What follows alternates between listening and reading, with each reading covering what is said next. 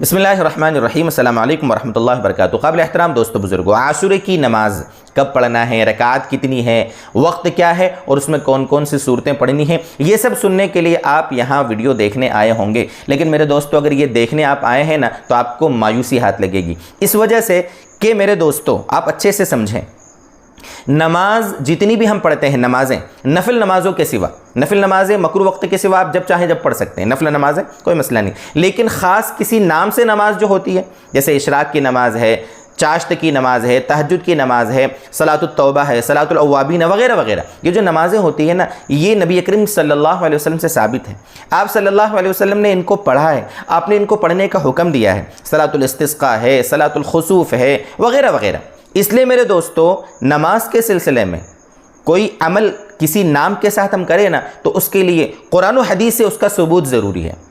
یہ بات بہت سو کو ہضم نہیں ہوگی، بہت سے میری اس بات سے ناراض ہوں گے، لوگ کہیں گے کہ بھئی نماز ہی تو پڑھ رہے ہیں، کون سا غلط کام کر رہے ہیں، جب بزرگوں نے ایک نماز شروع کر دی تو آپ کو کیا تکلیف ہے، اس طرح آئیں گے۔ نہیں میرے دوستو، یہ بزرگ، ان سے زیادہ بزرگ ہمارے نبی صلی اللہ علیہ وسلم تھے۔ ابھی کے زمانے کے جو بزرگ ہیں، ان سے زیادہ بزرگ ہمارے صحابہ تھے، تابعین تھے، تبع تابعین تھے۔ کیا ان کو اللہ کا قرب حاصل نہیں کرنا تھا؟ کیا ان کا اللہ تعالیٰ سے تعلق نہیں تھا؟ کیا ان کو دین کی سمجھ نہیں تھی؟ کیا ان کو امت کے بارے میں معلومات نہیں تھی؟ عوام کے بارے میں کیا ان کو فکر نہیں تھی؟ تو اس لیے آ جاتے ہیں کہنے کے لیے کہ لوگ اگر نماز پڑھ رہے ہیں تو آپ کو کیا تکلیف ہے۔ نہیں میرے دوستو، کسی نام کے ساتھ، خاص وقت کے ساتھ، خاص فضائل کو بیان کر کے اگر آپ نماز کا اجرا کریں گے، آپ نماز کو جاری کریں گے تو ہم اس کو کہیں گے بالکل غلط ہے، بالکل غلط ہے۔ لوگوں نے بالکل من گھڑت فضائل بیان کر کر کے اور کہہ دیا کہ عاشورے کے دن اتنی رکعت نماز پڑھو، اس میں فلاں فلاں صورت یہ پڑھو، اس وقت میں پڑھو تو یہ فضیلت ہے، یہ ثواب ملے گا۔ کہاں سے لائے ہو؟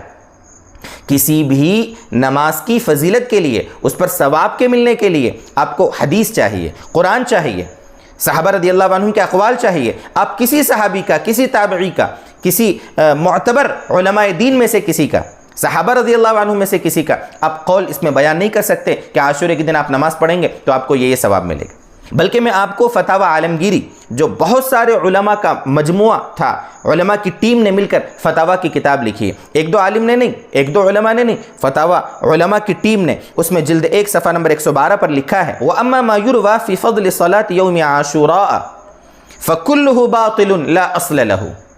عاشورے کے بارے میں جتنی روایتیں بیان کی جاتی ہیں سب کے سب باطل ہیں، باطل، آپ الفاظ پہ غور کریں، باطل، لا اصل لہ، ان کی کوئی حقیقت نہیں۔ اس لیے میرے دوستو، آپ عاشورے کے دن عاشورے کی نماز کے عنوان سے کچھ بھی نیا پن کرنے کی کوشش نہ کریں۔ یہ ابھی 150 سالوں میں بس یہ اردو کتابوں میں لکھ دیا لوگوں نے کہ بھئی اس دن نماز پڑھو، اتنی رکعت پڑھو، اور اس کی یہی فضیلت بیان کی جاتی۔ بھئی آپ اشراق پڑھو، چاشت پڑھو، روزانہ ہے وہ، عاشورے کے دن بھی پڑھو، آپ روزانہ فرض نمازیں، فرض نمازوں کی کوئی فکر نہیں، فجر کی نماز نہیں پڑھیں گے، نمازیں جو فرض ہیں ان کو نہیں پڑھیں گے، اور عاشورے کی نماز کی بڑی اہمیت ہے۔ جیسے عید کے دن تیار ہو کے جاتے ہیں نا، ویسے عاشورے کے دن تیار ہو کے نہا دھو کے جا رہے ہیں، کیا کرنے جا رہے ہیں؟ عاشورے کی نماز پڑھنے۔ بھائی فجر کی نماز پڑھی؟ نہیں پڑھی۔ ظہر کی نماز نہیں پڑھی، پتہ نہیں دوسرے سارے الٹے کاموں میں لگے ہوئے ہیں، اور کہو کہ بھائی یہ کام کرو، یہ فرائض کام کرو، یہ حرام کام چھوڑو، ان کو نہیں کریں گے۔ اللہ تعالیٰ ہمیں دین کی سمجھ دے۔ اگر میرے دوستو آپ تک یہ صحیح بات پہنچی ہے اور آپ کو سمجھ میں آئی ہے تو اپنے دوستوں میں بھی شیئر کریں، اپنے دوستوں کو بتائیں، صحیح علم کی روشنی ان تک بھی پہنچائیں۔ اللہ تعالیٰ ہمیں صحیح دین پر موت تک چلنے کی توفیق عطا فرمائے۔